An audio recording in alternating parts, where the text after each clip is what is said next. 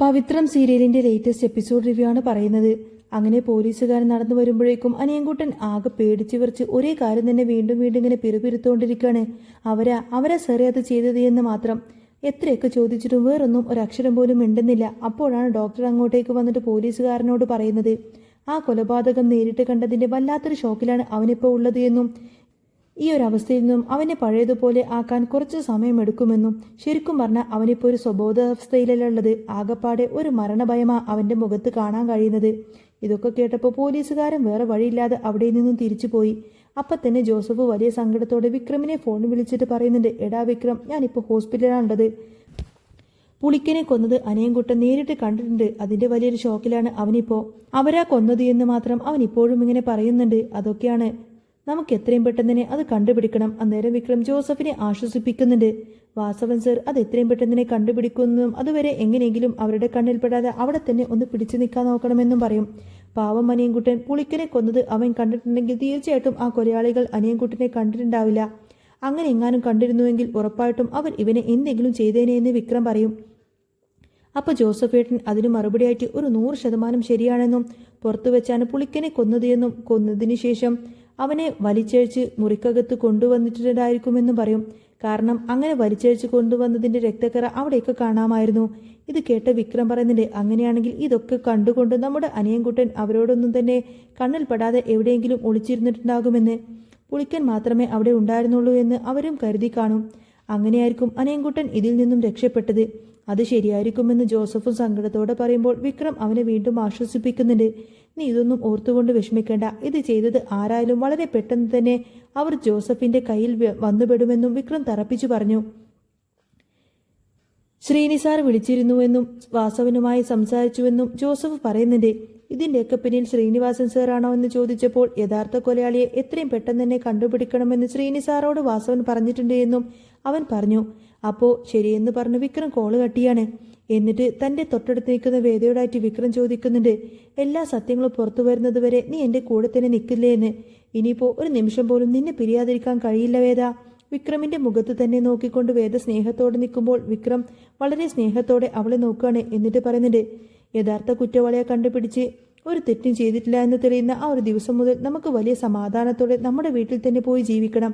ഞാനും നീയും ഒരുപാടധികം ഒരുപോലെ തന്നെ ആഗ്രഹിച്ചതല്ലേ നല്ലൊരു ജീവിതം. ഇത് കേട്ടപ്പോൾ വളരെ സന്തോഷത്തോടു കൂടി തന്നെ വിക്രമിന്റെ നെഞ്ചിലേക്ക് ചാഞ്ഞുകൊണ്ട് തന്നെ അവൾ കൈയിങ്ങനെ മുറുകെ പിടിക്കുന്നുണ്ട്. ഇതേ സമയം മറ്റൊരു സ്ഥലത്ത് ശ്രീകാന്തും ചന്ദ്രശേഖരനും കൂടി ഒരു തെളിവ് പോലും ബാക്കി വെക്കാതെ പുളിക്കനെ കൊന്നതിന്റെ വലിയൊരു സന്തോഷം ബാറിലിരുന്ന് മദ്യപിച്ച് ആഘോഷിക്കുകയാണ്. വാസവൻ എത്രയൊക്കെ അവന്റെ മുഖത്ത് കൊലയാളിയെ അന്വേഷിച്ചിട്ട് നടന്നാലും അവനെ ഒരു ചെറിയ തെളിവ് പോലും കിട്ടാൻ പോകുന്നില്ല. കാരണം നമുക്കെതിരെ ഉണ്ടാവുന്ന ഒരേ ഒരു ആയുധം പുളിക്കനായിരുന്നു. അവനെ നമ്മൾ ഇല്ലാതാക്കി. ഇനിയിപ്പോൾ നമുക്ക് ആരെയും പേടിക്കാനില്ല. എല്ലാം നമ്മൾ വിചാരിച്ചതുപോലെ തന്നെ നമ്മുടെ കൈപ്പിടിയിൽ ഒതുങ്ങിയെന്ന് അവർ തമ്മിലിങ്ങനെ സന്തോഷം പങ്കിടുകയാണ്. ഇനിയിപ്പോൾ വിക്രമിനെ കൂടെ എങ്ങനെയെങ്കിലും കണ്ടുപിടിച്ച് പോലീസിന്റെ കയ്യിൽ അങ്ങ് ഏൽപ്പിക്കണം. എന്നിട്ട് നല്ലൊരു വക്കീലിനെ വെച്ച് കേസ് നടത്തണം. അല്ലെങ്കിൽ അവനെയും ഇതുപോലെ തന്നെ അങ്ങ് തീർത്ത് കളയണം എന്നൊക്കെ ഇങ്ങനെ അവർ പദ്ധതിയിട്ടു. വാസവൻ എന്തായാലും ഇനി വിക്രമിനെ വെറുതെ വിടില്ല. അഥവാ വെറുതെ വിട്ട ആ പണി കൂടി നമുക്ക് തന്നെ ചെയ്യാമെന്ന് ശ്രീകാന്ത് ചിരിച്ചുകൊണ്ട് ചോദിക്കുമ്പോൾ ചന്ദ്രശേഖരൻ അതേന്ന് പറഞ്ഞ് തലയാട്ടി സമ്മതിക്കാണ്. ഇത്രയൊക്കെ ചെയ്യാൻ നമുക്ക് കഴിഞ്ഞെങ്കിൽ ആ വിക്രമിനെ ഒതുക്കാൻ നമുക്ക് വലിയ പാടൊന്നുമില്ലാച്ചാ. നമ്മൾ ആഗ്രഹിച്ചതുപോലെ തന്നെ എല്ലാം നടക്കുമെന്ന് ശ്രീകാന്ത് വലിയ ആത്മവിശ്വാസത്തോടെ പറഞ്ഞു. വരുണിനെ കുത്തിയത് ആ ഇൻസ്പെക്ടർ സാബുവാണ് എന്നും അത് ചെയ്യിപ്പിച്ചത് നമ്മളാണെന്നുള്ള സത്യം ആരും അറിയില്ല. പുളിക്കനെ കൊന്നത് യാതൊരുവിധ തെളിവുമില്ലാതെ വിക്രമിന്റെ തലയിൽ തന്നെ നമുക്ക് എളുപ്പം കെട്ടിവെക്കാൻ കഴിയും. കാരണം തനിക്കെതിരെ മൊഴി കൊടുത്തതിന്റെ ദേഷ്യത്തിൽ വിക്രം പുളിക്കനെ കൊന്നു എന്ന് വരുത്തി തീർക്കാം. ഇതും കൂടി ചേർത്താൽ അവന് ജീവപര്യന്തം ഉറപ്പാണ് എന്ന് ശ്രീകാന്ത് പറയും. അതല്ല, അവനെ രക്ഷപ്പെടുത്താൻ ഇനി വേദ ശ്രമിച്ചാൽ നമുക്ക് അവനെ അങ്ങ് ഒഴിവാക്കണമെന്നും ശ്രീകാന്ത് പറയുമ്പോൾ ചന്ദ്രശേഖരൻ ഭയങ്കര സന്തോഷത്തോട് ചിരിച്ചുകൊണ്ട് തന്നെ സമ്മതിക്കുകയാണ്. നീ പറഞ്ഞത് വളരെ കറക്റ്റാടാ, അങ്ങനെ തന്നെ ചെയ്യാം. ഇനി നമുക്കവനെ സ്ഥിരമായിട്ടങ്ങ് കിടത്തി ഉറക്കാം. അച്ഛൻ മറുപടി പറഞ്ഞു. ആ പുളിക്കൻ ശരിക്കും നമുക്കൊരു തലവേദനയായിരുന്നു. അത് ഇന്നത്തോടെ അവസാനിച്ചു. ഇനി വരാൻ പോകുന്നത് നമ്മുടെ ദിവസങ്ങളാണ് ശ്രീകാന്തേ. ആ കമ്പനിയും സ്വത്തും എല്ലാം നമ്മൾ തന്നെ അനുഭവിക്കാൻ പോവാണ് എന്ന് പറഞ്ഞുകൊണ്ട് തന്നെ രണ്ടുപേരും ഭയങ്കര സന്തോഷത്തിൽ ഗ്ലാസുകൾ ഇങ്ങനെ കൂട്ടിമുട്ടിച്ചു ചിരിച്ചുകൊണ്ട് നിൽക്കുകയാണ്. എന്നാൽ ഇവരുടെ തൊട്ടുപുറകിലായി ഇതെല്ലാം കേട്ടുകൊണ്ട് തന്നെ അഭിലാഷും വേറെ 3 പേരും ഉണ്ടായിരുന്നു. അതൊന്നും തന്നെ അവരറിഞ്ഞില്ല. ഒരുപാട് ഞെട്ടലോടെ എന്ത് ചെയ്യണമെന്നറിയാതെ ഇങ്ങനെ നട്ടം തിരിഞ്ഞു നിൽക്കുമായിരുന്നു അഭിലാഷ്. ഇവരിൽ നിന്നും കുറെ പണം തട്ടാനായി മനസ്സിൽ ഓരോ കണക്കൂട്ടൽ നടത്തുന്നുണ്ട്. അന്നേരം ശ്രീകാന്തും ചന്ദ്രശേഖരനും അവിടെ നിന്നും എഴുന്നേറ്റുപോയി. രാത്രി ഒരുപാട് വൈകിട്ടാണ് ശ്രീകാന്ത് വീട്ടിലേക്ക് വരുന്നത്. പതുക്കെ സ്റ്റെപ്പുകൾ കയറി മുകളിലേക്ക് പോകുമ്പോൾ വേദയുടെ മുറിയിൽ നിന്നും എന്തോ ഒരു ചിരിയും ആണിന്റെ ശബ്ദമൊക്കെ കേൾക്കുന്നുണ്ട്. ഇതൊക്കെ ശ്രദ്ധിച്ചുകൊണ്ട് തന്നെ ശ്രീകാന്ത് ആ ഒരു കതകിന്റെ സൈഡിലേക്ക് ചെവി കൂർപ്പിച്ച് നിൽക്കുമ്പോഴേക്കും വർഷ അങ്ങോട്ടേക്ക് വന്ന് ചോദിക്കുന്നുണ്ട്, എന്താ ശ്രീയേട്ട അവിടെ തന്നെ നിൽക്കുന്നത് എന്ന്. ഇത്ര നേരമായി ഇപ്പോഴാണോ കയറി വരുന്നത്? അന്നേരം ശ്രീകാന്ത് പെട്ടെന്ന് തന്നെ പരുങ്ങിക്കൊണ്ട് പറയുന്നുണ്ട്, തൻ്റെ അച്ഛനും കൂടെ ഉണ്ടായിരുന്നു, ഞാൻ ഒറ്റക്കല്ലായിരുന്നു എന്നൊക്കെ. പുതിയൊരു ബിസിനസ് ഡീൽ കിട്ടിയതിൻ്റെ സന്തോഷത്തിൻ്റെ പാർട്ടിയായിരുന്നു എന്നൊക്കെ പറയും. അതുകൊണ്ടാണ് ഇത്രയും ലേറ്റ് ആയത് എന്നൊക്കെ പറയട്ടെ ശ്രീകാന്ത്. അന്നേരം വർഷ ചോദിക്കുന്നത്, ശ്രീയേട്ടൻ അത് ശ്രദ്ധിച്ചോ? വേദിയുടെ മുറിക്കുള്ളിൽ നിന്നും എന്തൊക്കെയോ ശബ്ദം കേൾക്കുന്നില്ലേ? ഒരു ചെറിയ മൊച്ചമൊക്കെ കേൾക്കുന്നില്ലേ? അന്നേരം ശ്രീകാന്ത് പറയുന്നത്, അതുതന്നെയാണ് ഞാൻ ഇത്രയും നേരം ശ്രദ്ധിച്ചു കേട്ടോണ്ടിരുന്നത്. വേദിയുടെ മുറിക്കകത്ത് വിക്രമും വേദയും കൊച്ചു കുട്ടികളെ പോലെ ചിരിച്ചും കളിച്ചും കൊണ്ടിരിക്കുകയാണപ്പോൾ. വേദയെ പിടിക്കാനായി വിക്രം അടുത്തേക്ക് ചെല്ലുമ്പോൾ വേദ തെന്നിമാറി ഭിത്തിയോടങ്ങ് ചേർന്ന് നിൽക്കുകയാണ്. വിക്രം അവളുടെ ഒട്ടരികിലായി വന്നു നിന്നുകൊണ്ട് തന്നെ അവളുടെ മുഖത്തേക്ക് കണ്ണെടുക്കാതെ ഇങ്ങനെ നോക്കുകയും അവളുടെ കവിളിൽ ഒരു ഉമ്മ കൊടുക്കുകയൊക്കെ ചെയ്യും. അപ്പോഴാണ് കതകിലാരോ തട്ടുന്ന ശബ്ദം കേൾക്കുന്നത്. പെട്ടെന്ന് തന്നെ വേദ വല്ലാതെ പേടിച്ചുകൊണ്ട് ചോദിക്കുന്നുണ്ട്, ഇതാരാണ് ഈ പാതിരാത്രി ഈ സമയത്ത് എന്ന്. നീ വേഗം കട്ടിലിനകത്ത് ഒളിച്ചിരിക്കാൻ പറഞ്ഞുകൊണ്ട് തന്നെ വേദ പറഞ്ഞതനുസരിച്ച് വിക്രം നേരെ കട്ടിലിനകത്തേക്ക് കയറി ഒളിച്ചിരുന്നു. എന്നിട്ട് പുതപ്പൊക്കെ ഒന്ന് നേരാക്കിയിട്ട് വേദ പോയിട്ട് വാതിൽ തുറന്നു നോക്കുമ്പോൾ വർഷയും ശ്രീകാന്തുവിനെയും കണ്ടുകൊണ്ട് തന്നെ അവൾ ചോദിക്കുന്നുണ്ട്, എന്താ നിങ്ങൾക്കെന്താ രണ്ടുപേർക്കും ഉറക്കൊന്നുമില്ലേന്ന്? നിങ്ങൾ എന്തിനാ ഈ പാതിരാത്രിക്ക് എന്നെ വിളിച്ചുണർത്തിയത്? അന്നേരം ശ്രീകാന്ത് ചോദിക്കുന്നത്, നിന്റെ മുറിക്കിൽ നിന്നും ഒരു ചെറിയും ആണിന്റെ ശബ്ദമൊക്കെ കേട്ടല്ലോ എന്ന്. ആരാ ഇതിനകത്തുള്ളത്? വേദ അല്പം ദേഷ്യത്തോടെ തന്നെ ചോദിക്കുവാണ്. ഈ പാതിരാത്രിയിൽ എൻ്റെ മുറിയിൽ വന്ന് പരിശോധിക്കാൻ നിങ്ങൾക്ക് നാണമില്ലേ? നിങ്ങൾക്ക് അത്രമാത്രം സംശയമാണെങ്കിൽ ഒന്ന് നോക്ക്, ആരാ ഇതിനകത്തുള്ളതെന്ന് നിങ്ങൾ തന്നെ കണ്ടുപിടിക്കുമെന്ന് പറയും. അന്നേരം ശ്രീകാന്തും വർഷയും വേറൊന്നും തന്നെ മിണ്ടുന്നില്ല. നാളെ ആവട്ടെ, നിനക്ക് ഞാൻ കാണിച്ചു തരാമെന്നൊക്കെ പറഞ്ഞ് അവരവിടെ നിന്നും പോകുന്നുണ്ട്.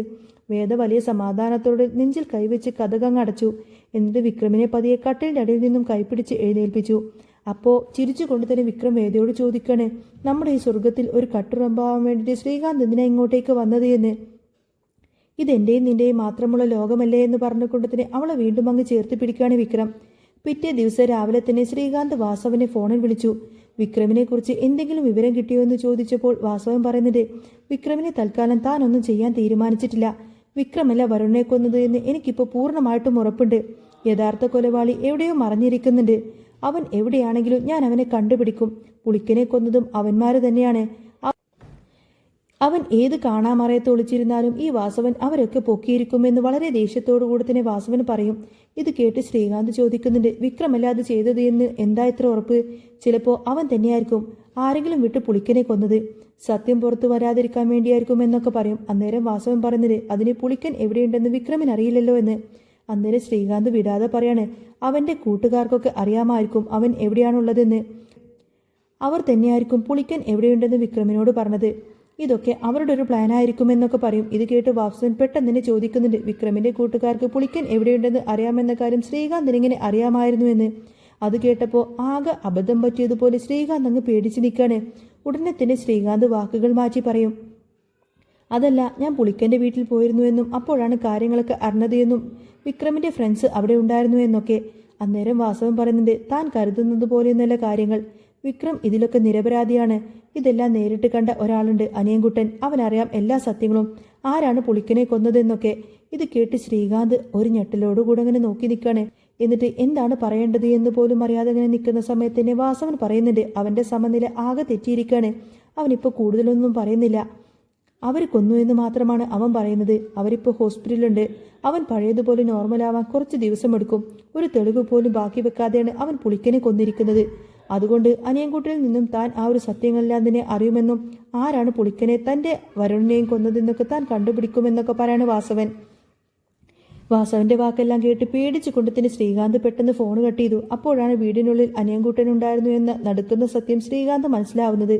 ഉടനെ തന്നെ ചന്ദ്രശേഖരനെ വിളിച്ച് ശ്രീകാന്ത് പറയുന്നത്, പുളിക്കനെ കൊന്നത് നേരിട്ട് കണ്ട ഒരാളുണ്ട്. അത് വിക്രമിന്റെ കൂട്ടുകാരൻ അനിയൻകുട്ടനാണെന്നും. ഇത് കേട്ട ചന്ദ്രശേഖരനും വല്ലാതെ ഞെട്ടി. അവനിപ്പോൾ ഹോസ്പിറ്റലിലാണെന്നും ഭാഗ്യത്തിന് അവൻ നമ്മുടെ പേര് ഇതുവരെ പറഞ്ഞിട്ടില്ല. മരണത്തിന്റെ ഷോക്കിൽ അവനിപ്പോൾ ബോധമില്ല എന്നും ശ്രീകാന്ത് പറഞ്ഞു. അവൻ അധികം വൈകാതെ എല്ലാ സത്യങ്ങളും വാസവനോട് തുറന്നു പറയുമെന്നും അതിനു മുൻപേ നമുക്ക് എന്തെങ്കിലും ചെയ്തേ പറ്റൂ എന്നൊക്കെ പറയും. അന്നേരം ചന്ദ്രശേഖരൻ പറയുന്നത്, നമുക്ക് ആളെ വിട്ടിട്ടൊന്ന് അന്വേഷിപ്പിക്കണം. അവന്റെ ഇപ്പോഴത്തെ അവസ്ഥ എന്താണെന്ന് അറിയണമെന്നും വേണ്ടി വന്ന അവനെ നമുക്കങ്ങ് അവസാനിപ്പിക്കണമെന്നും അതോടുകൂടി തന്നെ നമ്മുടെ ശല്യം അങ്ങ് തീരുമെന്നൊക്കെ പറയും. ശ്രീകാന്തും അത് ശരിവെച്ചു. ഇതേ സമയം അഭിലാഷ് അനിയൻകുട്ടിനെ കാണാൻ വേണ്ടിയിട്ട് ഹോസ്പിറ്റലിലേക്ക് വരും. മറ്റാരും കാണാതെ അനിയൻകുട്ടിനോട് മാത്രമായിട്ട് അഭിലാഷ് സംസാരിക്കാണ്. നിനക്കെന്നെ മനസ്സിലായോ എന്ന് ചോദിച്ചപ്പോൾ ഏതോ ലോകത്തിലെന്ന പോലെ അനിയൻകുട്ടൻ വെറുതെ ഇങ്ങനെ ഇരിക്കായിരിക്കും. അന്നേരം അഭിലാഷ് പറയുന്നത്, പുളിക്കനെ കൊന്നത് ആരാണെന്ന് അനിയൻകുട്ടനെ അറിയാം. ഇത് കേട്ടപ്പോൾ അനിയൻകുട്ടൻ വളരെ തുറിച്ച് അഭിലാഷണത്തിനെങ്ങനെ നോക്കുകയാണ്. അന്നേരം അഭിലാഷ് ചിരിച്ചുകൊണ്ട് ചോദിക്കാണ്, അത് ശ്രീകാന്തും ചന്ദ്രശേഖരനും അല്ലേ പുളിക്കനെ കൊന്നത്? നിന്റെ സ്വന്തം കണ്ണുകൊണ്ട് നീ കണ്ടതല്ലേ എന്ന് ചോദിക്കും. ഇത് കേട്ടപ്പോൾ വല്ലാത്ത ദേഷ്യത്തോടു കൂടി തന്നെ അനിയൻകുട്ടൻ സ്വന്തം തലയിൽ ഒരൊറ്റ അടി അങ്ങ് അടിക്കുന്നുണ്ട്. എന്നിട്ട് അഭിലാഷിന്റെ ദേഹത്തേക്ക് കൈ കൊണ്ടിങ്ങനെ ഇടിച്ചു പറയാണ്, ഞാൻ അവനെ കൊല്ലും, ഞാൻ കൊല്ലും, അവനെ ഞാൻ വെറുതെ വിടില്ല എന്നൊക്കെ. ഇതൊക്കെ കേട്ടപ്പോൾ അഭിലാഷിന് കാര്യം മനസ്സിലായി. അനിയൻകുട്ടൻ ശ്രീകാന്തിനെയും ചന്ദ്രശേഖരനെയും വല്ലാതെ പേടിക്കുന്നുണ്ട് എന്ന്. അവൻ സത്യങ്ങളെല്ലാം പറയാൻ പറ്റുന്ന ഒരു അവസ്ഥയിലല്ല ഉള്ളത് എന്നും. അന്നേരം ഇതെല്ലാം കണ്ടുകൊണ്ട് തന്നെ ജോസഫ് അങ്ങോട്ടേക്ക് വരും. അഭിലാഷിനെ കണ്ടപ്പോൾ വലിയ ഞെട്ടലോടെയും ദേഷ്യത്തോടെയും ചോദിക്കുന്നുണ്ട്, എടാ നിനക്കെന്താടാ ഇവിടെ കാര്യം? നീ എന്തിനാടാ അനിയൻകുട്ടൻ്റെ അടുത്തേക്ക് വന്നത് എന്നൊക്കെ. അന്നേരം അഭിലാഷ് പറയുന്നുണ്ട്, താൻ അവിടെ നടന്ന കാര്യങ്ങളൊക്കെ അറിഞ്ഞുവെന്നും പുളിക്കനെ ആരോ കൊന്നതാണല്ലേ എന്നും. അത് വരുണിനെ കൊന്ന ആള് തന്നെയാണെന്ന് നീ പുളിക്കന്റെ വീട്ടിൽ വെച്ച് ശ്രീനിവാസനോട് പറയുന്നത് ഞാൻ കേട്ടതായെന്നും പറയും. അതുകൊണ്ട് പുളിക്കനെ കൊന്നത് ആരാണെന്ന് അനിയൻകുട്ടനോട് തന്നെ നേരിട്ട് ചോദിക്കാമെന്ന് കരുതി വന്നതാണെന്നും പറയാണ് അഭിലാഷ്. അന്നേരം ജോസഫ് ദേഷ്യത്തോടു കൂടി തന്നെ അവനോട് അവിടെ നിന്നും ഇറങ്ങിപ്പോവാൻ പറയുന്നുണ്ട്. ഇല്ലെങ്കിൽ തന്റെ കൈകൊണ്ട് നല്ല തല്ല് മേടിക്കുമെന്നൊക്കെ പറയും. അഭിലാഷ് അനിയൻകുട്ടനെ ഒന്ന് നോക്കി ചിരിച്ചുകൊണ്ട് തന്നെ അവിടെ നിന്നും പോവാണ്. അതിനുശേഷം ശ്രീകാന്തിനെ അഭിലാഷ് ഫോണിൽ വിളിക്കും. സർ, ഇത് അഭിലാഷാണ്, എന്നെ മനസ്സിലായോ എന്ന് ചോദിക്കുമ്പോൾ മനസ്സിലായി എന്നും എന്താ വിളിച്ചത് എന്നും ശ്രീകാന്ത് ചോദിക്കാണ്. വാസവനോടൊരു പ്രധാനപ്പെട്ട കാര്യം പറയാൻ വിളിച്ചതാണെന്നും അത് പുളിക്കന്റെ മരണവുമായി ബന്ധപ്പെട്ട കാര്യമാണെന്നും അഭിലാഷ് പറഞ്ഞു. ഇത് കേട്ട് എന്ത് കാര്യമാണെന്ന് ശ്രീകാന്ത് അതിശയത്തോട് ചോദിച്ചപ്പോൾ തനിക്കെല്ലാം അറിയാമെന്നും പുളിക്കനെ കൊന്നത് സാറും ഭാര്യയുടെ അച്ഛനും കൂടി ചേർന്നിട്ടാണെന്ന് തനിക്ക് മനസ്സിലായി എന്നും അഭിലാഷ് പറഞ്ഞു. ഞാനിത് വാസവൻ സാറോട് പറയണോ അതോ വിക്രമിന്റെ കൂട്ടുകാരോട് പറയണോ എന്ന് അഭിലാഷ് ചോദിച്ചപ്പോൾ ശ്രീകാന്ത് ശരിക്കും അങ്ങ് ഞെട്ടിത്തെറിച്ച് നിൽക്കുകയാണ്. നിന്നോട് ആര് പറഞ്ഞു ഈ കള്ളക്കഥയൊക്കെ എന്ന് ചോദിച്ചപ്പോൾ ഇതൊന്നും കള്ളക്കഥയല്ല സർ, തികച്ചും സത്യമായിട്ടുള്ള കാര്യമാണ്. ഇതിനൊക്കെയുള്ള കൃത്യമായിട്ടുള്ള തെളിവും എൻ്റെ കയ്യിലുണ്ടെന്നും പറയാണ്. എന്താണ് നിന്റെ യഥാർത്ഥ ഉദ്ദേശമെന്ന് ശ്രീകാന്ത് ചോദിച്ചപ്പോൾ തന്റെ ഉദ്ദേശം തനിക്ക് 25 ലക്ഷം രൂപ വേണമെന്നും അത് കിട്ടിയ ഉടനെ തന്നെ ഈ ഒരു കാര്യം ആരോടും പറയില്ല എന്നും അഭിലാഷ് പറഞ്ഞു. ഇത് കേട്ട ശ്രീകാന്ത് ചിരിച്ചുകൊണ്ട് പറയണേ, നീ ഇത് ആരോട് വേണമെങ്കിലും പറഞ്ഞോ, പക്ഷേ ഇതൊന്നും ആരും വിശ്വസിക്കാൻ പോകുന്നില്ല. അതിനൊക്കെ കൃത്യമായിട്ടുള്ള തെളിവ് വേണമെന്ന് പറയും. അന്നേരം അഭിലാഷ് ചോദിക്കുന്നുണ്ട്, ആ തെളിവെല്ലാം എൻ്റെ കയ്യിലുണ്ടെങ്കിലോ? ഞെട്ടലോട് കൂടെ എന്ത് തെളിവ് എന്ന് ചോദിക്കാട്ടോ. നിങ്ങൾ സംസാരിക്കുന്നതിന്റെ വോയിസ് റെക്കോർഡിങ്സ് ഒക്കെ എൻ്റെ കയ്യിലുണ്ട് എന്നും വേണമെങ്കിൽ അത് ഫോണിലേക്ക് അയച്ചു തരാമെന്നും പറയും. അത് കേട്ട് നിങ്ങൾ തന്നെ തീരുമാനിച്ചാൽ മതിയെന്നും അഭിലാഷ് പറയുമ്പോൾ ഭയങ്കര വല്ലാത്ത പരവേശത്തോടു കൂടി തന്നെ ശ്രീകാന്ത് പെട്ടെന്ന് ഫോൺ അങ്ങനെ ഓപ്പൺ ചെയ്തിട്ട് ആ ഒരു വോയിസ് റെക്കോർഡിംഗ് കേട്ടു നോക്കുകയാണ്. രാത്രി ക്ലബിൽ വെച്ച് ചന്ദ്രശേഖരനും ശ്രീകാന്തും സംസാരിച്ച കാര്യങ്ങളായിരുന്നു അതിലുള്ളത്. അവരറിയാതെ തന്നെ അഭിലാഷ് ആ ഒരു ശബ്ദം റെക്കോർഡ് ചെയ്തിട്ടുണ്ടായിരുന്നു. മദ്യം കൊടുക്കാൻ പോയ സ്റ്റാഫിന്റെ കയ്യിൽ അഭിലാഷ് തന്റെ ഫോൺ കൊടുത്തു വിടുകയും ശ്രീകാന്ത് ഇരിക്കുന്ന ടേബിളിൽ ആ ഫോൺ വെക്കാൻ പറയുകയും ചെയ്തിരുന്നു. സംസാരത്തിന്റെ ഇടയിൽ ശ്രീകാന്ത് ഇതൊന്നും ശ്രദ്ധിച്ചിരുന്നില്ല. അങ്ങനെ അവരുടെ സംസാരങ്ങളെല്ലാം തന്നെ അഭിലാഷിന്റെ ഫോണിൽ കൃത്യമായി തന്നെ റെക്കോർഡായി. വളരെ ബുദ്ധിപൂർവ്വം അഭിലാഷ് കാര്യങ്ങളെല്ലാം ഒപ്പിച്ചെടുക്കുകയായിരുന്നു. ഉടനെ തന്നെ ചന്ദ്രശേഖരനെ വിളിച്ച് അഭിലാഷ് പറഞ്ഞ കാര്യങ്ങളെല്ലാം ശ്രീകാന്ത് പറയുന്നുണ്ട്. അവൻ ഈ വോയിസ് റെക്കോർഡ് വെച്ച് നമ്മളെ വല്ലാതെ ബ്ലാക്ക്മെയിൽ ചെയ്യുകയാണെന്നും 25 ലക്ഷം രൂപ കൊടുത്തില്ല എങ്കിൽ അവൻ ഇതെല്ലാം ശ്രീനിവാസൻ സാറോട് പറയുമെന്നൊക്കെയാണ് ഭീഷണിപ്പെടുത്തുന്നത് എന്നും പറയും. ഇനിയിപ്പോൾ നമ്മൾ എന്ത് ചെയ്യണമെന്ന് ചോദിക്കുമ്പോൾ ചന്ദ്രശേഖരൻ പറയുന്നുണ്ട്, നീ ഒരു കാര്യം ചെയ്യേ, അഭിലാഷിന്റെ കയ്യിലിരിക്കുന്ന ആ ഒരു ഫോണും അവനെയും നമുക്കൊരു പാഠം പഠിപ്പിക്കണം. നമ്മൾ സംസാരിച്ചതെല്ലാം അവൻ കേൾക്കുന്നുണ്ടായിരുന്നു. ഇതെല്ലാം നമ്മുടെ വല്ലാത്ത ശ്രദ്ധക്കുറവാ. ഇനി ഒരേ ഒരു വഴി മാത്രമേ ഉള്ളൂ. പുളിക്കനെ നമ്മൾ തീർത്തതുപോലെ തന്നെ ഇവനെയും അങ്ങ് അവസാനിപ്പിക്കുക. നീ തൽക്കാലം അവനോട് പണം തരാമെന്ന് സമ്മതിക്ക്. കുറച്ച് ദിവസം സാവകാശം ചോദിക്ക്. ഇത്രയും വലിയൊരു എമൗണ്ട് ഇപ്പോൾ കയ്യിലെടുക്കാനില്ല എന്നും ഒരാഴ്ച കഴിഞ്ഞ് തരാമെന്നും നീ പറയും. അതിനു മുന്നേ നമുക്ക് എന്തെങ്കിലും ഒരു വഴി കണ്ടെത്താമെന്ന് ചന്ദ്രശേഖരൻ പറഞ്ഞു കൊടുക്കും. എന്നാൽ താൻ അങ്ങനെ പറയാമെന്ന് പറഞ്ഞ് ശ്രീകാന്ത് ഫോൺ കട്ട് ചെയ്യാണ്. അപ്പോഴാണ് വർഷ ഓടി വന്ന് ശ്രീകാന്തിന്റെ അടുത്തേക്ക് വരുന്നത്. ശ്രീയേട്ട, എന്നെ നന്ദിനി വിളിച്ചിരുന്നു എന്ന് പറയും. ഏത് നന്ദിനിയെന്ന് ശ്രീകാന്ത് ചോദിച്ചപ്പോൾ ആ വിക്രമിന്റെ ചേട്ടന്റെ ഭാര്യയല്ലേ. അവൾ ഒരു വലിയ രഹസ്യം പറഞ്ഞു. അത് കേട്ട ശ്രീയേട്ടൻ ഉറപ്പായിട്ടും ഞെട്ടും. അത്രക്കും വലിയൊരു ബോംബാണ് അവൾ പറഞ്ഞത് എന്നും പറയാണ് വർഷ. ഇത് കേട്ട് ശ്രീകാന്ത് പറയുന്നത്, ഇങ്ങനെ വളച്ചു കേട്ടാതെ നീ കാര്യം എന്താന്ന് വെച്ചാൽ പെട്ടെന്ന് പറ. മനുഷ്യൻ ഇവിടെ ആകെ വട്ടുപിടിച്ച് നിൽക്കുവാണ്. അതിൻ്റെ അടുക്ക അവളുടെ രഹസ്യം. വർഷ പറയുന്നുണ്ട്, വിക്രമിന്റെ അച്ഛനും അമ്മയും വേദയെക്കുറിച്ചും വിക്രമിനെക്കുറിച്ചും സംസാരിക്കുന്നത് നന്ദിനി ഒളിഞ്ഞു നിന്ന് കേട്ടു. അപ്പോഴാണ് അവളൊരു സത്യം അറിയുന്നത്. വിക്രത്തിനെ ഇപ്പോൾ ഒളിപ്പിച്ചിരിക്കുന്നതും സംരക്ഷിക്കുന്നതെല്ലാം തന്നെ മറ്റാരുമല്ല, അത് നിങ്ങളുടെ സ്വന്തം അനിയത്തി വേദയാണെന്ന് പറയും. ഇത് കേട്ട് ശ്രീകാന്ത് വല്ലാതെ അമ്പരപ്പോട് ചോദിക്കുന്നുണ്ട്, ആര്? വേദയോ? അന്നേരം വർഷ അത് സത്യമാണെന്നും നന്ദിനി സ്വന്തം ചെവി കൊണ്ട് കേട്ടതാണെന്നും പറയും. താൻ സംശയിച്ചത് ശരി തന്നെയാണെന്നും പറയാണ്. വേദ വിക്രമിനെ ഈ വീട്ടിൽ തന്നെ ഒളിപ്പിച്ച് താമസിപ്പിക്കുകയാണെന്നും അത് വേറെ എങ്ങുമല്ല, അവളുടെ മുറിയിൽ തന്നെയാണെന്നും വർഷ പറയും. നിങ്ങളൊന്ന് പോയി ആ മുറി ഒന്ന് പരിശോധിച്ച് നോക്കാൻ പറയുമ്പോൾ ശ്രീകാന്ത് പറയുന്നുണ്ട്, നീ തന്നെ 1-2 തവണ പോയി നോക്കിയതല്ലേ, അവിടെ ഒന്നും അവനെ കണ്ടില്ലല്ലോ. പോലീസ് വന്ന് പരിശോധിച്ചിട്ട് പോലും അവനെ അവിടെ നിന്ന് കിട്ടിയില്ല.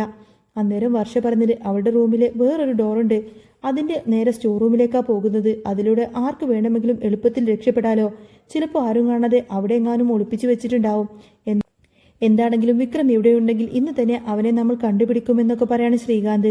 ഇന്ന് രാത്രി തന്നെ വേണോ എന്ന് വർഷ ചോദിക്കുമ്പോൾ വേണമെന്ന് ശ്രീകാന്ത് തറപ്പിച്ചു പറഞ്ഞു.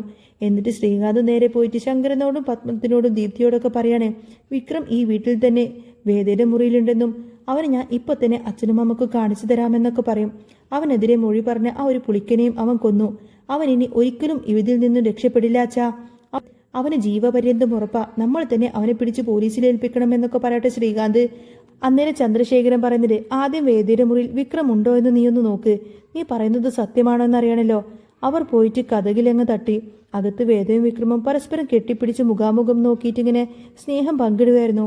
വാതിൽ മുട്ടുന്ന ആ ഒരു ശബ്ദം കേട്ടതോടുകൂടെ തന്നെ 2 പേരും ഞെട്ടി. വിക്രം വേഗം അകത്തേക്ക് മാറി ഒളിക്കുന്നുണ്ട്. വേദ വന്ന് വാതിൽ തുറക്കുമ്പോൾ ശ്രീകാന്തിനെ കണ്ട് ചോദിക്കുന്നുണ്ട്, നിങ്ങൾക്കൊക്കെ എന്താ വേണ്ടത് എന്ന്. അന്നേരം ശ്രീകാന്ത് പറയുന്നത്, നീ അകത്ത് ഒളിച്ചു വെച്ചിരിക്കുന്ന അവനെ ഇങ്ങോട്ടേക്ക് പുറത്തു കൊണ്ടുവാ, ഞങ്ങളെല്ലാവരും അവനെ ഒന്ന് കാണട്ടെ എന്ന് പറയും. അന്നേരം വേദ ഒന്നും അറിയാത്ത ഭാവത്തിൽ ചോദിക്കുന്നുണ്ട്, ശ്രീയേട്ടാ എന്താ ഈ പറയുന്നത്? ആരെ ഞാൻ ഒളിപ്പിച്ചു വെച്ചിരിക്കുന്നതാ നിങ്ങൾ ഈ പറയുന്നത്? ഈ മുറിയിൽ വേറെ ആരുമില്ല എന്ന് പറയും. അന്നേരം ശ്രീകാന്ത് പറയുന്നുണ്ട്, നീ ഈ ഡോറിൽ നിന്ന് മാറി, എനിക്ക് ഈ മുറി ഒന്ന് പരിശോധിക്കണം. ആ വിക്രം ഇവിടെ തന്നെ ഉണ്ടെന്ന് പറയും. വേദ മാറാതെ അനങ്ങാതെ അവിടെ തന്നെ എങ്ങനെ നിൽക്കും. ശങ്കരനും പത്മവും വല്ലാതെ സംശയം തോന്നി. അപ്പോഴേക്കും ദേഷ്യം അടക്കാനാവാതെ വിക്രം അകത്ത് നിന്ന് വന്ന് വാതിലങ്ങ് വലിച്ചു തുറന്നു. ശ്രീകാന്തിനെ ഒറ്റയടിക്കങ്ങ് ചവിട്ടി വീഴ്ത്തുകയാണ്. ഈ ഒരു കാഴ്ച കണ്ട് എല്ലാവരും ഇങ്ങനെ അമ്പരന്ന് നിൽക്കുകയാണ്. വിക്രം പറയുന്നത് ശരിയാണ്, ഇവൻ പറഞ്ഞത് ശരിയാണ്. ഞാൻ ഈ മുറിയിൽ തന്നെ ഉണ്ടായിരുന്നു, ഉറങ്ങിക്കിടക്കുമായിരുന്നു. പക്ഷേ അത് നിങ്ങളാരെയും പേടിച്ചിട്ടൊന്നുമല്ല, എൻ്റെ നിരപരാധിത്വം തെളിയിക്കാൻ വേണ്ടി തന്നെയാണ്. വേദയാണ് എന്നെ ഇങ്ങോട്ടേക്ക് കൂട്ടിക്കൊണ്ടുവന്നത്. ഇത് കേട്ട് ദേഷ്യത്തോടു കൂടി തന്നെ വേദയെ തല്ലാൻ വേണ്ടിയിട്ട് ശ്രീകാന്ത് ഇങ്ങനെ കയ്യോങ്ങും. അത് കണ്ട വിക്രം ശ്രീകാന്തിന്റെ കവിളത്ത് നോക്കിയിട്ട് ഒറ്റന്നങ്ങ് പൊട്ടിക്കും. എന്നിട്ട് പറഞ്ഞിട്ട്, ഇതെന്റെ പെണ്ണാടാ, ഞാൻ താലി കെട്ടിയ എൻ്റെ സ്വന്തം ഭാര്യ, ഇവിടെ ഇനി തൊട്ടാൻ ആ കൈ ഞാനങ്ങ് വെട്ടുമെന്നൊക്കെ പറയും. ഇത് കേട്ട് ശങ്കരനാരായണൻ ചോദിക്കുന്നുണ്ട്, എന്താ വേദ ഇതെല്ലാം? എൻ്റെ വീട്ടിൽ വിക്രമിനെ താമസിപ്പിക്കാൻ നിന്നോട് ആര് പറഞ്ഞു? നിനക്ക് എന്ത് ധൈര്യമാണുള്ളത്? അന്നേരം വേദ പറയുന്നത്, അച്ഛൻ എന്നോട് ക്ഷമിക്കണം. വാസവന്റെ കയ്യിൽ നിന്നും വിക്രമിനെ രക്ഷിക്കാൻ വേണ്ടിയിട്ട് എനിക്ക് വേറെ വഴിയൊന്നും ഉണ്ടായിരുന്നില്ല അച്ഛാ.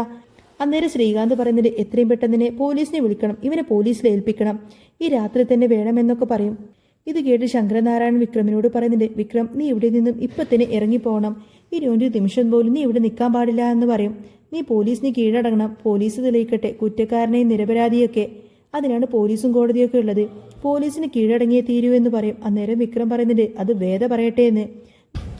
വേദ ഉറപ്പിച്ച് പറയുന്നുണ്ട്, ഇല്ല, വിക്രം ഒരിക്കലും കീഴടങ്ങില്ല. അതിനു മുൻപേ എനിക്ക് ചില സത്യങ്ങൾ കണ്ടുപിടിക്കാനുണ്ട്. വിക്രമിനെ പോലീസിന് കിട്ടിയ കള്ള തെളിവുകൾ ഉണ്ടാക്കി ഇല്ലാത്ത കുറ്റം ചുമത്തി ജയിലിൽ അടക്കാൻ ചിലരൊക്കെ ശ്രമിക്കും. അതിന് ഞാൻ ഏതായാലും വിക്രമിനെ വിട്ടുകൊടുക്കില്ല. മുൻകൂർ ജാമ്യം കിട്ടിയതിനു ശേഷം മാത്രമേ വിക്രമിന് പോലീസിൽ കീഴടങ്ങുള്ളൂ എന്ന് പറയും. അന്നേരം ശ്രീകാന്ത് പറയുന്നുണ്ട്, എന്നാ ഇപ്പം തന്നെ ഞാൻ പോലീസിനെ വിളിക്കാൻ പോവുകയാണെന്ന്. അന്നേരം വേദ പറയുന്നുണ്ട്, നിങ്ങൾ ആരെ വേണമെങ്കിലും വിളിച്ചോ, ഞാൻ ഒരിക്കലും വിക്രമിനെ വിട്ടുതരില്ല. ഇത്രയും പറഞ്ഞുകൊണ്ട് തന്നെ വിക്രത്തെ ചേർത്ത് പിടിച്ചുകൊണ്ട് തന്നെ വേദ നേരെ മുറിയിലേക്ക് കയറി ആ വാതിലങ്ങ് കൊട്ടിയടച്ചു. ശ്രീകാന്ത് ഉടനെ തന്നെ പോലീസിനെ ഫോണിൽ വിളിച്ചുകൊണ്ട് തന്നെ വിക്രം എവിടെയുണ്ടെന്നും എത്രയും പെട്ടെന്ന് വന്ന അവനെ പിടിച്ചുകൊണ്ടു പോകാമെന്നും പറയും. അങ്ങനെ ശ്രീകാന്തും ശങ്കരനും എല്ലാവരും പോലീസ് വരാനായിട്ട് അവിടെ ഇങ്ങനെ കാത്തിരിക്കുകയാണ്. അകത്ത് എന്ത് ചെയ്യണമെന്നറിയാതെ വിക്രമും വേദയും ആകെ വിഷമിച്ചിരിക്കുകയാണ്. വേദ പറഞ്ഞിട്ട്, നമുക്ക് എത്രയും പെട്ടെന്ന് ഇവിടെ നിന്നും രക്ഷപ്പെടണം വിക്രം, ഞാനും വരാം നിന്റെ കൂടെ, ഇനി ഒരു നിമിഷം പോലും നമുക്കിവിടെ നിൽക്കണ്ട. ഈ പാതിരാത്രിയിൽ എങ്ങോട്ടേക്ക് പോവാനായെന്ന് വിക്രം ചോദിച്ചപ്പോൾ വേദ പറയുന്നുണ്ട്, നീ വാസവനെ പേടിക്കണ്ട, പോലീസിനെ മാത്രം ഭയന്നാ മതി. അവരെത്തുന്നതിന് മുൻപേ തന്നെ നമുക്ക് മുകളിലൂടെ കയറി താഴേക്കിറങ്ങി രക്ഷപ്പെടാം, എങ്ങോട്ടെങ്കിലും പോവാം. വിക്രം, നിങ്ങൾ ഒറ്റയ്ക്ക് ഞാൻ എങ്ങോട്ടേക്കും വിടില്ല. പ്രശ്നങ്ങളൊക്കെ കലങ്ങി തെളിയുന്നതുവരെ നമുക്ക് എവിടെയെങ്കിലും മാറി നിൽക്കാം. യഥാർത്ഥ കുറ്റവാളിയെ വാസവന് കണ്ടുപിടിച്ചോളുമെന്ന് പറയും. അങ്ങനെ വേദയുടെ കൈയും പിടിച്ചുകൊണ്ട് തന്നെ വിക്രമും വേദയും കൂടി ശങ്കരനാരായണന്റെ വീട്ടിൽ നിന്ന് തന്ത്രപരമായി തന്നെ രക്ഷപ്പെടും. ഇതൊന്നും അറിയാതെ ശ്രീകാന്തും ചന്ദ്രശേഖരനും താഴെ കാത്തിരിക്കുകയാണ്. അന്നേരം പോലീസ് അങ്ങോട്ടേക്ക് വന്നു. അവർ മുകളിലുണ്ട് എന്ന് പോലീസിനെ കാണിച്ചു കൊടുക്കുന്നു. ശങ്കരനും ശ്രീകാന്തും പോലീസിന്റെ കൂടെ വേദയുടെ മുറിയിലേക്ക് പോയി. വാതിൽ തുറക്കാത്തത് കൊണ്ട് തന്നെ പോലീസ് ശ്രീകാന്തിനെ ഒന്ന് നോക്കി. അപ്പോൾ ശ്രീകാന്ത് പറയുന്നുണ്ട്, കതകങ്ങ് ചവിട്ടി തുറക്കാന്. ആ വിക്രം ഇതിനകത്ത് തന്നെയുണ്ട് സർ. ഞാൻ എൻ്റെ സ്വന്തം കണ്ണുകൊണ്ട് കണ്ടതാ. ഞാൻ മാത്രമല്ല, എൻ്റെ വീട്ടുകാരെല്ലാവരും കണ്ടതാ എന്ന് പറയും. പോലീസ് അങ്ങനെ കതകങ്ങ് ചവിട്ടിപ്പൊളിച്ച് അകത്തേക്ക് കയറിയപ്പോൾ വിക്രമിനെയും വേദയും അവിടെ കാണുന്നില്ല. മുകളിലൂടെ രക്ഷപ്പെടാവുന്ന ആ ഒരു വാതിലിൽ തുറന്നുകൊണ്ട് തന്നെ അവർ രണ്ടുപേരും അവിടെ നിന്നും പോയിരിക്കുന്നു. ശ്രീകാന്ത് അതിലൂടെ മുകളിലേക്ക് കയറി നോക്കുമ്പോൾ ഒരു കയറ് കെട്ടി താഴേക്കിട്ടിരിക്കുന്നത് കണ്ടു. വലിയ ദേഷ്യത്തോടു കൂടി തന്നെ ശ്രീകാന്ത് പോലീസിനോട് പറയുന്നുണ്ട്, അവർ രണ്ടുപേരും ഇവിടെ നിന്ന് രക്ഷപ്പെട്ടു എന്ന്. ഇതുവഴിയാണ് അവർ താഴേക്ക് ഇറങ്ങിപ്പോയത്. അവർ അധിക ദൂരമൊന്നും പോയിട്ടുണ്ടാവില്ല. വേഗം പോയി അവനെ പിടിക്കാൻ പറയും. പോലീസ് ഉടനെ തന്നെ അവിടെ നിന്നും പോവാണ്. അപ്പോൾ ഇൻസ്പെക്ടർ ചോദിക്കുന്നുണ്ട്, ഇത് സത്യം തന്നെയാണോ എന്ന്. വിക്രത്തിനെയാണോ നിങ്ങൾ ഈ വീട്ടിൽ കണ്ടത്? അവന്റെ ഭാര്യയാണോ അവനോട് ഒളിപ്പിച്ചു വെച്ചിരിക്കുന്നത് എന്ന് ചോദിക്കും. അന്നേരം ശങ്കരനാരായണൻ തനിക്കറിയില്ല എന്ന് പറയും. അന്നേരം ശ്രീകാന്ത് പറഞ്ഞിട്ട്, ഏയ് അങ്ങനെയൊന്നുമല്ല, അവൻ ചിലപ്പോൾ വേദയെ കാണാൻ വേണ്ടി വന്നതായിരിക്കും. അങ്ങനെയാണ് അവനെ കണ്ടത്. വിക്രം രക്ഷപ്പെട്ടു പോയതോർത്തുകൊണ്ട് തന്നെ ശ്രീകാന്ത് വല്ലാതെ ദേഷ്യപ്പെട്ട് നിൽക്കാണ്. വിക്രമും വേദയും ആർക്കും എളുപ്പത്തിൽ തിരിച്ചറിയാൻ പറ്റാത്ത ദൂരത്തുള്ള ഒരിടത്തേക്ക് പോയി. അവർ ചെന്നെത്തുന്നത് അതിമനോഹരമായ ഒരു സ്ഥലത്തായിരിക്കും. അവിടെ വെച്ച് വിക്രമും വേദയും തമ്മിൽ പ്രണയത്തിന്റെ ഏറ്റവും സുന്ദരമായ മുഹൂർത്തങ്ങൾ പങ്കിടുകയായിരുന്നു. ആരുടെയും ശല്യമില്ലാതെ സ്നേഹത്തിന്റെ അതിർവരമ്പുകൾ ഭേദിച്ചുകൊണ്ട് തന്നെ അവർ സന്തോഷിക്കുന്നു. ഇതേ സമയം ശ്രീകാന്തും ചന്ദ്രശേഖരും അനിയൻകുട്ടനെ നോക്കുന്ന ഡോക്ടറെ നേരിട്ട് പോയി കണ്ടു. അനിയൻകുട്ടന്റെ ഇപ്പോഴത്തെ അവസ്ഥയെ അവർ ചോദിച്ചറിയുന്നു. എത്രയും പെട്ടെന്ന് തന്നെ അവൻ പഴയ അവസ്ഥയിലേക്ക് തിരിച്ചു വരുമെന്ന് ഡോക്ടർ അവരോട് പറഞ്ഞു. അപ്പോൾ നിറയെ പൈസ വാഗ്ദാനം ചെയ്തുകൊണ്ട് തന്നെ അവർ പറയുന്നത് പോലെ അനുസരിക്കണമെന്ന് ശ്രീകാന്ത് ഡോക്ടറോട് ആവശ്യപ്പെടുകയാണ്. അനിയൻകുട്ടനെ കൊല്ലണമെന്നും മരുന്ന് മാറി കുത്തിവെക്കണമെന്നും വിഷം കലർന്ന മരുന്ന് അനിയൻകുട്ടനെ ഇഞ്ചക്ട് ചെയ്യണമെന്നൊക്കെ ശ്രീകാന്ത് പറയും. ആദ്യം ഡോക്ടർ വലിയ അനിഷ്ടം കാണിക്കുന്നുണ്ടെങ്കിലും കാശിന്റെ മുന്നിൽ ശ്രീകാന്തിന്റെ വാക്ക് കേൾക്കാൻ അയാൾ തയ്യാറായി. അങ്ങനെ അനിയൻകുട്ടനെ കൊല്ലാമെന്ന് ഡോക്ടർ സമ്മതിച്ചു. ഇതേ സമയം വാസവൻ അനിയൻകുട്ടനെ കാണാൻ വേണ്ടിയിട്ട് ഹോസ്പിറ്റലിലേക്ക് വരും. ഡോക്ടർ വാസവനോട് പറയുന്നുണ്ട്, കുറച്ച് നാളും കൂടി കഴിഞ്ഞാലേ അയാൾക്ക് ബോധം തിരികെ കിട്ടുള്ളൂ എന്ന്. 2 ദിവസം കഴിഞ്ഞ് ഡിസ്ചാർജ് ചെയ്യാം. മരുന്നൊക്കെ വീട്ടിലെത്തിയിട്ട് കഴിച്ചാൽ മതി. ഇനി ഇവിടെ കിടന്നിട്ട് കാര്യമൊന്നുമില്ല എന്ന് പറയും. അങ്ങനെ വാസവൻ പോകുമ്പോൾ ജോസഫ് വാസവനോട് പറയുന്നുണ്ട്, സർ, എനിക്കൊരു കാര്യം പറയാനുണ്ട്. ഇന്നലെ ഇവിടെ അഭിലാഷ് വന്നിരുന്നു. പുളിക്കൻ എങ്ങനെയാണ് മരിച്ചത് എന്നും അനിയൻകുട്ടൻ അത് കണ്ട് പേടിച്ചിട്ടാണ് ഈ അവസ്ഥയിലായതെന്നൊക്കെ അഭിലാഷ് എന്നോട് പറഞ്ഞു എന്ന് പറയും. ഇത് കേട്ട് വാസവൻ ചോദിക്കുന്നുണ്ട്, അതെങ്ങനെയാ അവനറിഞ്ഞത് എന്ന്. അറിയില്ല സർ, എന്തൊക്കെയോ അവന് വലിയ സംശയം തോന്നുന്നുണ്ട്. ഇനിയിപ്പോൾ ഒരു പക്ഷേ അഭിലാഷായിരിക്കുമോ വരുണിനെ കൊന്നത് എന്ന് ജോസഫ് പറയുമ്പോൾ വാസവൻ ജോസഫിനെ ഒന്ന് തുറപ്പിച്ചു നോക്കും. എന്നിട്ട് വാസവൻ പറഞ്ഞിട്ട്, അതിനെക്കുറിച്ച് ഞാൻ അന്വേഷിച്ചോളാം. താൻ തൽക്കാലം അനിയൻകുട്ടനെ നോക്കുകയെന്ന് പറഞ്ഞ് വാസവൻ അവിടെ നിന്ന് പോയി. എങ്ങനെയെങ്കിലും അഭിലാഷിനെ പൊക്കണമെന്നും ഇതിലെ പങ്ക് അവന് കാണുമോ എന്നൊക്കെ വാസവൻ സംശയിച്ചു. കൂടെയുള്ള ഗുണ്ടകളോട് പറയുന്നുണ്ട്, എത്രയും പെട്ടെന്ന് തന്നെ അഭിലാഷിനെ കണ്ടുപിടിച്ച് തന്റെ മുന്നിൽ കൊണ്ടുവന്ന് നിർത്തണമെന്ന്. അങ്ങനെ അഭിലാഷിനെ അന്വേഷിച്ച് വാസവൻ അവിടെ നിന്നും ഇറങ്ങി പുറപ്പെടുകയാണ്. ഇതേ സമയത്തന്നെ വിക്രമും വേദയും ആ ഒരു ചെറിയ കുഞ്ഞു വീട്ടിനുള്ളിൽ പരസ്പരം സ്നേഹിച്ച് ജീവിക്കായിരിക്കും. വേദയുടെ സ്വർണം പണയം വെച്ച് കിട്ടിയ ആ ഒരു കാശ് കൊണ്ട് സ്വന്തമായി ആഹാരമൊക്കെ ഉണ്ടാക്കി കഴിച്ചിട്ട് ഭാര്യ ഭർത്താക്കന്മാര് അവരാഗ്രഹിച്ചതുപോലൊരു ജീവിതമായിരിക്കട്ടോ അവർ രണ്ടുപേരും പങ്കിടുന്നത്. വല്ലാത്ത തണുപ്പും മഞ്ഞത്തും ഒരു ചെറിയ പുതപ്പിനുള്ളിൽ രണ്ടുപേരും ഇങ്ങനെ ചേർത്ത് പിടിച്ചുകൊണ്ടിരിക്കുകയാണ്. അന്നേരം വേദ വിക്രമിനോട് പറയുന്നുണ്ട്, എനിക്ക് നിങ്ങളെപ്പോലെ ഒരു ചുണക്കുട്ടിയായൊരു മോനെ വേണമെന്നൊക്കെ. എനിക്ക് മോളെ മതിയെന്നാണ് അപ്പോൾ വിക്രം പറയുന്നത്. ബുദ്ധിജീവിയും കാന്താരിയുമായ സുന്ദരി ബാബ. അന്നേരം വിക്രമിന്റെ മൂക്കിൽ പിടിച്ചുകൊണ്ട് വലിച്ചുകൊണ്ട് തന്നെ പറയുന്നുണ്ട്, അയ്യട, നല്ല ആഗ്രഹം, അതൊന്നും പറ്റില്ല, എനിക്ക് മോൻ മതി. അന്നേരം വിക്രം വീണ്ടും പറയുന്നുണ്ട്, വേണ്ട വേണ്ട, എനിക്ക് മോള് മതിയെന്നല്ലേ പറഞ്ഞത്. അമ്മയെ പോലെ നിന്നെ പോലെയും സുന്ദരിയായൊരു കുഞ്ഞ്. വേദ വിക്രമിനെ നോക്കി സ്നേഹത്തോടെ ചിരിച്ചു. വിക്രം അവളെ കണ്ണെടുക്കാതെ ഇങ്ങനെ നോക്കി നിൽക്കാണ്. അവളെ കെട്ടിപ്പിടിച്ച് അവർ രണ്ടുപേരും അവിടെ കിടന്നുറങ്ങി. ഒരു സ്വപ്നം കണ്ടതുപോലെ സുന്ദരമായ ഒരു ജീവിതമാണ് അവർക്കിടയിൽ ഇപ്പോൾ ഉള്ളത്. അങ്ങനെ നേരം പുലർന്നു. രാവിലെ ചായയുമായി വേദ വിക്രമിന്റെ അടുത്തേക്ക് വന്നുവെങ്കിലും അവളെ വിനശ്ചിർത്തുകയും ചെയ്യുന്നു. ചിരിച്ചുകൊണ്ട് തന്നെ വേദയെ നോക്കി വിക്രം പുഞ്ചിരിച്ചുകൊണ്ട് തന്നെ ആ ഒരു ചായ അവന് കൊടുത്തിട്ട് അത് മാറ്റിവെച്ചതിന് ശേഷം അവളെ കെട്ടിപ്പിടിച്ചു. അവളുടെ നെറ്റിയിൽ വിക്രം ഒരു ഉമ്മ കൊടുത്തു. അന്നേരം വിക്രം പറയുന്നുണ്ട്, ഇപ്പോഴാണല്ലേ നമ്മൾ ശരിക്കും ജീവിക്കാൻ തുടങ്ങിയത് എന്ന്. ഞാനും നീയും മാത്രമുള്ള സുന്ദരമായ ഈ ലോകത്ത്.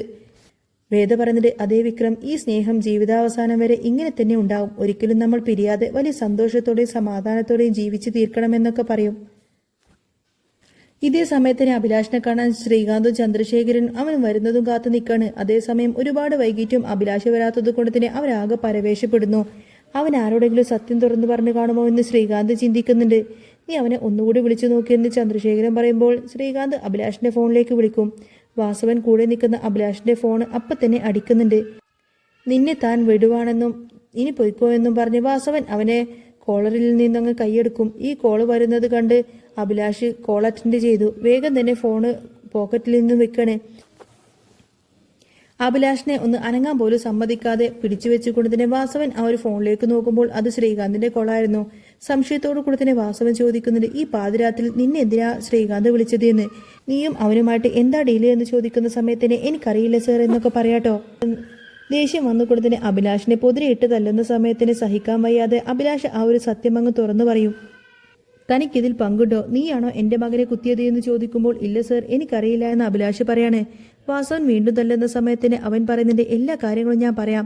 ക്ലബ്ബിലിരുന്ന് മദ്യപിക്കുമ്പോൾ അവർ രണ്ടുപേരും സംസാരിക്കുന്ന കാര്യങ്ങളെല്ലാം തന്നെ ഞാൻ കേട്ടതാണ്.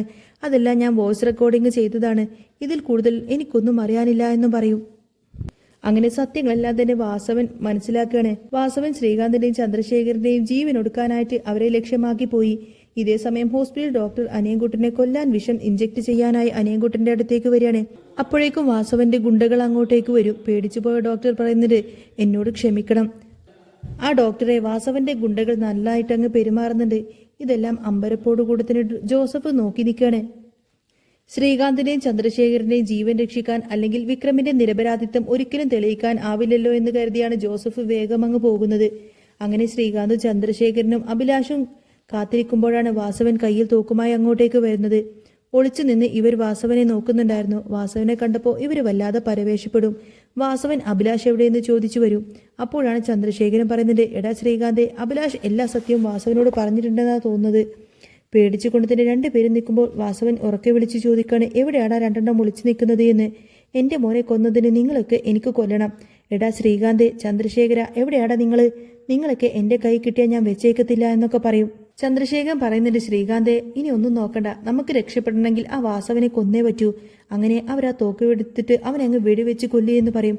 പതിയെ അവർ പുറത്തേക്ക് വന്ന് തോക്ക് ചൂണ്ടുന്ന സമയത്തായിരിക്കട്ടെ വാസവന്റെ നേർക്ക് ഇങ്ങനെ തോക്ക് ചൂണ്ടാണ്. പെട്ടെന്ന് ശ്രീകാന്ത് പുറത്തേക്ക് വന്ന് പറയുന്നുണ്ട്, അതേടാ, ഞാൻ തന്നെയാ പുളിക്കനെ തോന്നുന്നത്. നിന്റെ മകനെ കൊല്ലിച്ചതും ഞാൻ തന്നെയാടാ. പക്ഷേ നിന്റെ മകനെ നേരിട്ട് കൊന്നത് ഞാനല്ല, അത് ഇൻസ്പെക്ടർ സാബുവാണ്. ഞാൻ പറഞ്ഞിട്ട് തന്നെയാ നിന്റെ മകനെ കൊന്നത് എന്ന് പറയും. അപ്പോഴേക്കും ദേഷ്യം അടക്കാനാവാതെ വാസവൻ കത്തി ചൂണ്ടിക്കൊണ്ട് മുന്നോട്ട് വരുന്നുണ്ട്. അപ്പോഴാണ് ശ്രീകാന്ത് വാസവനെ നേരെ വെടിവെക്കുന്നത്. അന്നേരം പോലീസ് കൃത്യമായി അങ്ങോട്ടേക്കെത്തി. പോലീസിനെ കണ്ടപ്പോൾ ശ്രീകാന്തും ചന്ദ്രശേഖരനും വല്ലാതങ്ങ് ഞെട്ടി നിൽക്കാണ്. ശ്രീകാന്ത് തോക്ക് ചൂണ്ടിക്കൊണ്ട് വാസവനെ വെടിവെക്കുന്നത് പോലും പോലീസ് ഇൻസ്പെക്ടർ ജോസഫും എല്ലാം തന്നെ നേരിട്ട് കണ്ടു. അന്നേരം ചന്ദ്രശേഖരൻ ഇത് കണ്ട് പതിയങ്ങ് ഒളിച്ചു മാറി നിൽക്കുന്നുണ്ട്. പക്ഷേ ജോസഫ് ചന്ദ്രശേഖരനെ കാണും. ഒരുത്തൻ അവിടെ ഒളിച്ചു നിൽക്കുന്നുണ്ട് എന്ന് പറയും. ഇൻസ്പെക്ടർ ശ്രീകാന്തിനോട് പറഞ്ഞിട്ട്, നിങ്ങൾ കീഴടങ്ങണം. നിങ്ങളുടെ എല്ലാ കള്ളത്തരങ്ങളും ഞങ്ങൾക്കിപ്പോൾ മനസ്സിലായി. വാസവനെ നിങ്ങൾ വെടിവെക്കുന്നത് ഞാനും ഇയാളും എല്ലാവരും കണ്ടതാണ്. അതിന് സാക്ഷികളുണ്ട്. പുളിക്കനെ കൊന്നതും അതിനുള്ള തെളിവുകളും അഭിലാഷും തന്നിട്ടുണ്ട്. പിന്നെ വരുണിനെ കൊലപ്പെടുത്തിയത് ആരാണെന്ന് നിന്നെ കൊണ്ട് തന്നെ ഞാൻ പറയിപ്പിക്കും. രണ്ടുപേരെയും നിങ്ങൾ തന്നെയാണ് കൊന്നത്. ജഡ്ജി ശങ്കരനാരായണനെ ഇങ്ങനെ നാണം കെടുത്തിയിട്ട് നാളത്തെ പത്രത്തിൽ പുതിയ വാർത്ത അതായിരിക്കും, ജഡ്ജി ശങ്കരനാരായണന്റെ മകൻ കൊലക്കേസിൽ പ്രതിയാണെന്ന്. നിന്നെ പോലുള്ളവർ രക്ഷപ്പെട്ട ഈ നാടിന് തന്നെയാ നാശം എന്നൊക്കെ പറഞ്ഞുകൊണ്ടായിരിക്കട്ടെ പോലീസ് അവരെ ജീപ്പിൽ കയറ്റി കൊണ്ടുപോകുന്നത്. ജോസഫ് ഉടനെ തന്നെ വിക്രമിനെ ഫോണിൽ വിളിച്ചിട്ട് ആ കൊച്ചു വീടിനുള്ളിൽ തന്നെ ആ ഒരു സന്തോഷത്തോടെ സമാധാനത്തോടെ ഇരിക്കുന്ന ആ ഒരു വിക്രമിനോട് ഈ ഒരു കാര്യമെല്ലാം പറയും. ജോസഫ് വിളിച്ചിട്ട് അവരോടെല്ലാം തന്നെ തുറന്നു പറയാണ്, ഇതിൻ്റെ എല്ലാം പിന്നിൽ ശ്രീകാന്തും ഇൻസ്പെക്ടർ സാബുവാണെന്നൊക്കെ. ഇൻസ്പെക്ടർ സാബുവാണ് വരുണിനെ കുത്തിയത് എന്നും. ശ്രീകാന്തിനെ ഇപ്പോൾ പോലീസ് അറസ്റ്റ് ചെയ്തു. വാസവൻ ഇപ്പോൾ ഹോസ്പിറ്റലാണ്. അവനിപ്പോൾ കുഴപ്പമൊന്നുമില്ല. ശ്രീകാന്തിനോടുള്ള പ്രതികാരം ഇനി വാസവൻ തീർത്തോടും. ഇത്രയും പെട്ടെന്ന് നിങ്ങൾ തിരിച്ചു പോയെന്നൊക്കെ പറയും. അയാൾ ചെയ്ത തെറ്റിനുള്ള ശിക്ഷ അയാൾ അനുഭവിക്കണം. അന്നേരം വേദ പറയുന്നത്, തീർച്ചയായിട്ടും വിക്രം, അയാൾ വലിയ തെറ്റുകൾക്കുള്ള ശിക്ഷ തന്നെയാണ് അയാൾ ഉറപ്പായിട്ടും അനുഭവിച്ചിരിക്കും. നമുക്കേതായാലും പോവാമെന്നൊക്കെ പറയാണ്. എനിക്കിപ്പോൾ ഇവിടെ നിന്നും പോവാൻ തീരെ മനസ്സ് വരുന്നില്ല എന്ന് പറയാണ് വിക്രം.